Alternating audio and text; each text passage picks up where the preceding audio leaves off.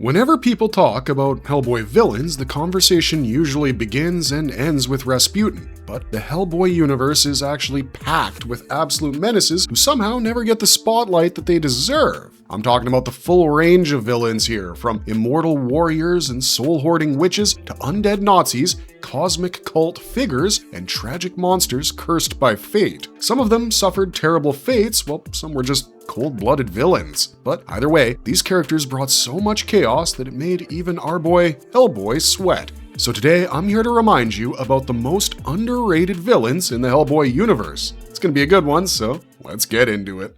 The Black Flame. The Black Flame is a character who flies under the radar for people who only read the main Hellboy solo runs, and honestly, that's a crime. He's one of those pain-in-the-ass type of villains who just refuses to die and always finds a way to come crawling back. Over the decades, the mantle and identity have changed across different hosts, so you get different versions of him, but all of them are dangerous to say the least. The first major Black Flame was Raimund Distel, a German Navy deserter. He traveled to Siam, modern-day Thailand, and worked there as a guide. In 1923, he was hired to lead an expedition to a mysterious temple connected to the Black Flame in the jungle, but the job didn't serve him well because during a horrific blood ritual, he became a vessel for an ancient and destructive entity. He was transformed into a skeleton wrapped in spectral black fire that couldn't be extinguished like ordinary flame and could reduce a human body to a charred skeleton within seconds. He could also teleport in a burst of flame and take other people with him. Distel was eventually killed during World War II by the experimental sledgehammer program, but his remains were quietly recovered afterwards. Those remains were later collected by Landis Pope, who became one of the most dangerous versions of the Black Flame. Pope was the CEO of Zinco Corporation, and he came into possession of Distel's remains, along with a collection of Nazi artifacts and occult texts. With hidden influence from the frog monsters, he used them to build himself Black Flame armor. At first, the flames were artificially produced,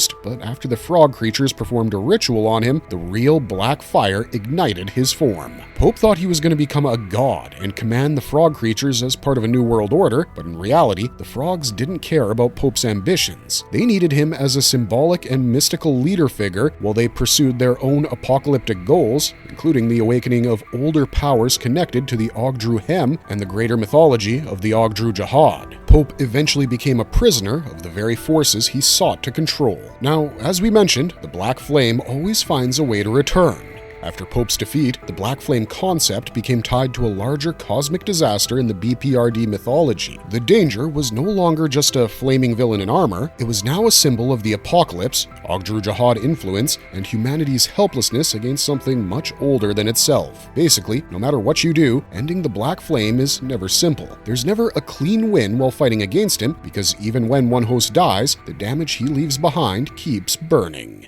Herman von Klempt. Von Klempt is objectively one of the strangest characters in the Hellboy universe. He started out as a Nazi scientist, which is pretty typical for a Hellboy villain, but then his arc becomes much more unsettling along the way. He was born in Frankfurt in 1885 and showed a disturbing obsession from childhood. To give you context, we're talking about a kid who killed his family's cat and tried to rebuild it with clockwork parts. Even his family was relieved to ship him off to medical school in Berlin. Once there, he became known for his erratic behavior, but he also became friends with Karl Ruprecht Kronen because they shared certain ideologies and interests. Though von Klempt was never really recruited directly into Rasputin's inner circle, he became one of the Nazis' most horrifying occult science assets. In 1936, due to a laboratory explosion, he was severely injured, but Kronen salvaged what he could of von Klempt. His head was kept alive in a life-sustaining glass jar and attached to mechanical or cybernetic bodies. During the war, another catastrophic explosion at Hund Castle destroyed one of those bodies as well, but don't worry, just his head was enough to cause problems for decades. His main power wasn't personal strength, it was his genius, his lack of morality, and his control over the Kriegaffen, the horrific cybernetic apes he engineered. When Hellboy encountered von Klempt in Brazil in 1959, he was using those apes in monstrous experiments, including drawing fluids from the spinal columns of young women to extend his own life. Hellboy shut the whole thing down by destroying the labs and humiliating him, but before von Klempt's jar could be taken into custody, it was snatched away by one of his own ape subjects. There's a pattern of him escaping at the very last moment and in the most undignified manner possible. Von Klempt was at his most dangerous in the Conqueror Wehrmacht. He changed his priorities from dominating the world to destroying doing it. The thing about von Klempt was that he was always at the extremes. He either wanted to rule or destroy, and there was no in-between for him. He helped orchestrate the return of a Nazi-era space capsule that had been orbiting the Earth for decades. But what came from this capsule was the Conqueror Worm, one of the Ogdruhem spawn. This creature could release a gas that transformed people into frogmen before devouring them. Von Klempt saw it as the perfect way to end humanity, but too bad for him, Hellboy and Roger the Homunculus, with help from the ghost of Lobster Johnson, stopped the worm. And the most satisfying part? Roger pulled von Klempt's jar off a cliff. The jar shattered into pieces, and with that, his days finally came to an end. Von Klempt was so disturbing that even by the already pretty high standards for Hellboy's Nazi occult villains, he stands out as one of the weirdest and most grotesque.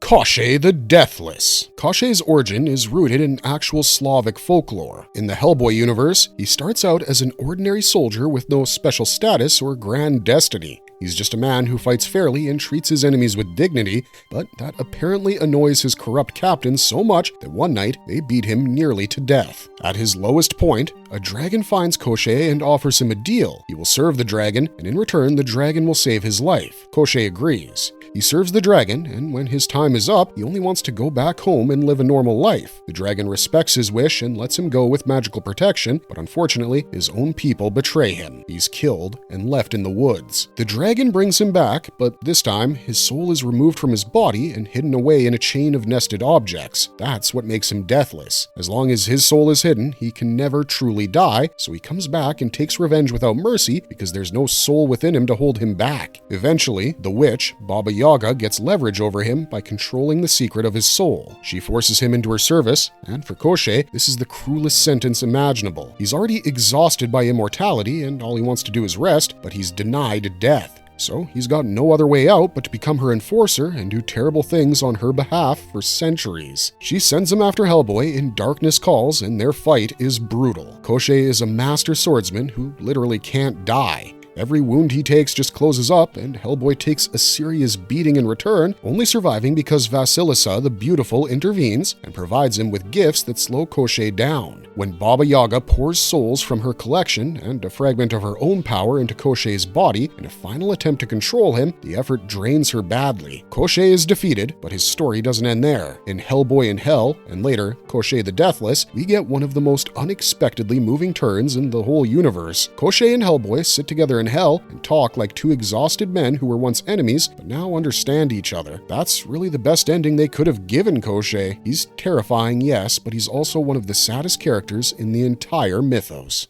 Baba Yaga. Baba Yaga is the legendary witch from Slavic folklore who lives in a chicken-legged hut and is often associated with child-eating horror. In Hellboy, she's all of that, but she also has a deep personal grudge that makes her even more ferocious. Her feud with Hellboy begins in 1964 in rural Russia when he stops her from abducting children and shoots out her left eye. Ever since that encounter, she's been cursing him and plotting his death, and that's why you never piss off ancient evil witches. She is not just known for her grudge-holding abilities, though. She also has an extremely vicious power set. She possesses dark magic, shape-shifting, necromancy, and the ability to summon or control spectral forces. She also operates from a pocket dimension created in the image of old Russia. The scariest part is the way she collects souls like they're trophies. Her biggest move against Hellboy comes in Darkness Calls, where she sends Koshchei after him with the promise of freedom. But when Koshchei begins to fail, she infuses him with thousands of souls from her collection and even a piece of her own soul so she can take more direct control of his body. Just to kill one guy, she burns through power she built up over centuries, and she still fails. The drain is so severe that she loses much of her ability to remain active in the physical world and retreats back to her own realm. It's not that she's weak, she's an ancient legendary witch who can terrify gods, spirits, and monsters alike, but for some reason, there's just something about Hellboy that her powers cannot overcome.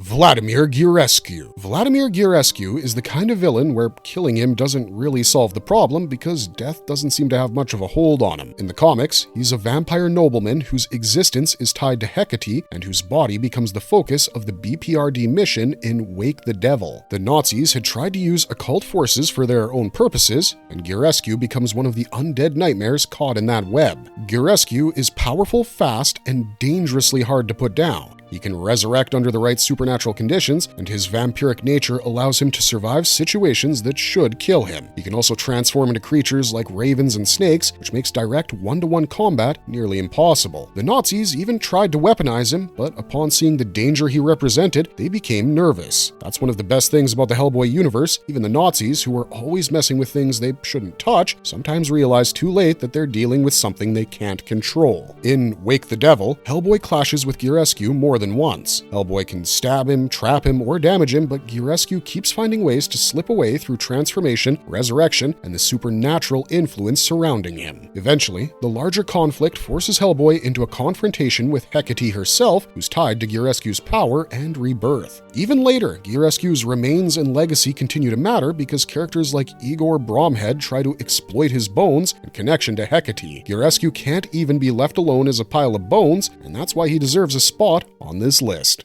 Igor Bromhead is one of those characters who wants power and is willing to make the worst possible deals to get it. If you take a look at his background, he starts as a rich and privileged man, but his life spirals into addiction, occult obsession, and increasingly dangerous magical schemes. Occult circles eventually notice him because of his upper-class background, money, and access to rare substances and contracts. That's where his life takes a real turn. He becomes fascinated by the supernatural and spends years building contacts in the occult black market. He also acquires the skeleton of Vladimir Giurescu, which becomes part of his attempt to manipulate Hecate and gain more power. After years of practicing necromancy, Bromhead manages to contact Giurescu's spirit and use that connection to pursue Hecate's power. In Box Full of Evil, he teams up with the goblin Grugak, who has his own grievances against Hellboy. Together, they set a trap to capture Hellboy and use his true name, Anang Anrama, to restrain him. The demon Ualak claims Hellboy's invisible crown of the apocalypse, and for a moment, Bromhead looks like he may have helped unleash something massive. Hellboy does get trapped, but the entire plan backfires.